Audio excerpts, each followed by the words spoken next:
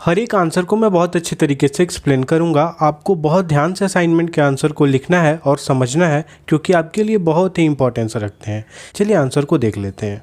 इस वीडियो में हम क्लास 12th का भौतिक विज्ञान का अगस्त का जो असाइनमेंट आया है उसका आंसर देखने वाले हैं। पहला क्वेश्चन है कि हमको विद्युत ऊर्जा के लिए व्यंजक स्थापित करना है किसी संधारित्र के लिए। तो यहाँ पे देखो आप कैसे कर सकते हो कि धारिता सी होती है और आवेश हमने बोला कि Q अगर हम देते हैं तो उसका विभव V हो जाता है।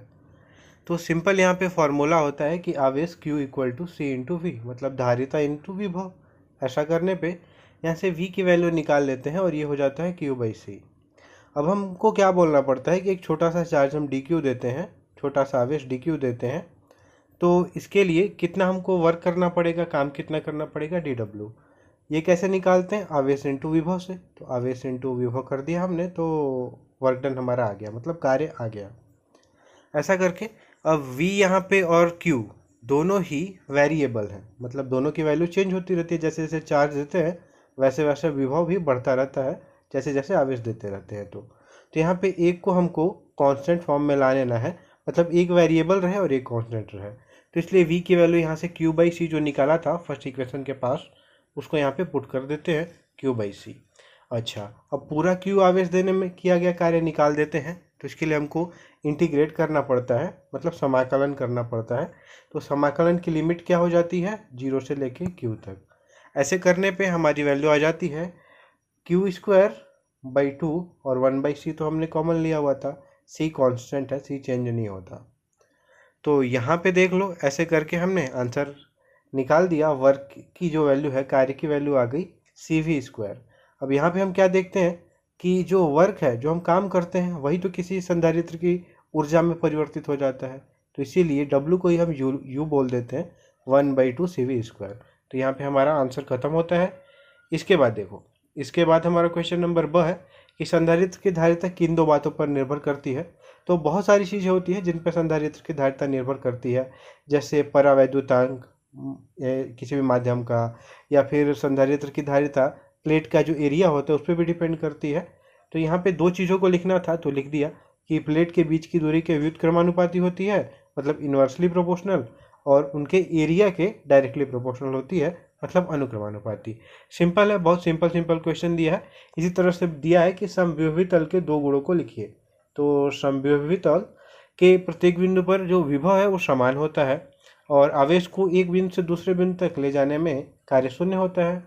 इसके बाद क्या है, वैद्युत द्विध्रुव पूछा है, तो वैद्युत द्विध्रुव लिख दोगे यहाँ पे, और यहाँ पे वैद्युत द्विध्रुव लिख दिया। इसके बाद बोला है कि दो उचित उदाहरण दे के समझाइए। तो उचित उदाहरण दे देना कि कुछ अणु ऐसे होते हैं जिनमें जो नकारात्मक आवेश होते हैं, जैसे ऋण आवेश जिनको बोलते हैं, और एक धन आवेश होता है। तो दोनों का जो द्रव्यमान केंद्र होता है वो एक ही जगह पर स्थित होता है। तो ऐसे अणु में वैद्युत द्विध्रुव नहीं बनते। लेकिन कुछ ऐसे भी अणु मिलते हैं, दोनों का एग्जाम्पल मैंने दिया है, जिनमें ये ऋणावेश हो और धनावेश है, इनका जो द्रव्यमान केंद्र है वो एक जगह पे नहीं होता, अलग अलग होता है। तो इसलिए ये वैद्युत द्विध्रुव बनाते हैं अपने अंदर। तो इसका भी एग्जाम्पल दे दिया है, लिख दोगे, सफिशियंट है इतना आंसर। इसके बाद आता है कि आवेशों के अध्यारोपण के सिद्धांत का कथन लिखिए। और फिर इसके लिए आप देख लो, अध्यारोपण का सिद्धांत लिख सकते हो, कोई भी अध्यारोपण का सिद्धांत, चाहे बल वाला या फिर जो वैद्युत क्षेत्र वाला होता है, वैद्युत क्षेत्र की तीव्रता वाला, दोनों। तो कुछ भी लिखो, यहाँ पे एक अध्यारोपण का सिद्धांत लिख देना, दोनों ही आवेश के लिए है। इसके बाद किसी भी बिंदु P पर वैद्युत क्षेत्र की तीव्रता निकालना है बहुत सारे आवेश की वजह से। तो हमने मान लिया कि बहुत सारे आवेश है, Q1 Q2 से लेके Q3, बहुत सारे Qn तक, और उनकी दूरी बिंदु P से R1 R2 Rn ऐसा है। तो एक के लिए, मतलब Q1 के लिए हमने यहाँ पे वैद्युत क्षेत्र की तीव्रता निकाला, तो यहाँ पे ये वैल्यू आई। Q2 के लिए निकाला, और इसी तरह से दिखा देंगे कि अध्यारोपण के सिद्धांत से सारा जो होगा वो वेक्टर सम होगा सबका, मतलब सदिशों का योग होगा। इसके बाद ऐसे करके और यहाँ पे समेशन के फॉर्म में लिख देंगे सारी चीज़ों को, और ये डायग्राम बनाना है, इंपॉर्टेंट है, सिंपल। इसके बाद आंसर हम करते हैं। अपना क्वेश्चन नंबर आता है चौथा कि वैद्युत प्रवृत्ति किसको बोलते हैं। तो वैद्युत प्रवृत्ति यहाँ पे अच्छे से डिफाइन कर दिया गया है। एक बार डेफिनेशन पढ़ लोगे तो यहाँ पे क्लियर हो जाएगा कि वैद्युत क्षेत्र लगाने पे उसके अंदर ध्रुवित हो जाती है और जितनी ध्रुवित होती है, ऐसा करके यहाँ पे दिया गया, तो देख लो। ठीक, इसके बाद आता है कोई भी अगर डाउट होता है देखो तो कमेंट करके बताया करो। इस क्वेश्चन से रिलेटेड सारे डाउट को मैं क्लियर करूँगा यहाँ पे आपको। और अच्छे से प्रिपरेशन करो, अच्छे से असाइनमेंट के आंसर लिखो और आंसर को देखो यहाँ पे, और एक बार खुद से इसको समझो, याद करो, उसके बाद इस आंसर को लिखो अपने असाइनमेंट कॉपी में। इसके बाद आता है परावैद्युत सामर्थ्य। तो परावैद्युत सामर्थ्य क्या है, उसका भी डेफिनेशन यहाँ पे दे दिया गया है कि कोई भी इंसुलेटर होता है तो उसको भंजन करने के लिए, मतलब कि उसको कंडक्टर में कन्वर्ट करने के लिए हमको एक वैद्युत क्षेत्र बहुत ज़्यादा अप्लाई करना पड़ता है, तो उसके बाद वो कंडक्टर में कन्वर्ट हो जाता है, तो उसी को उसका बोलते हैं परावैद्युत सामर्थ्य। सिंपल है। तो यहाँ पे देख लो, डाई इलेक्ट्रिक स्ट्रेंथ इसको इंग्लिश में बोलते हैं।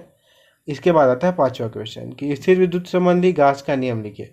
तो गास का प्रमेय तो सब जानते हैं कि जो ये कुल आवेश में अगर एप्सिलॉन नॉट मतलब कि विद्युतशीलता से डिवाइड कर देते हैं तो हमारा उसमें से जितना फ्लक्स निकलता है हमको मिल जाता है विद्युत फ्लक्स। तो यहाँ पे गॉस का प्रमेय है, ये उसका नोटिफिकेशन है, आप लिख सकते हो, नोटेशन है। और इसके बाद व्युत्पत्ति, यहाँ पे ऐसे डायग्राम बनाना जरूरी है।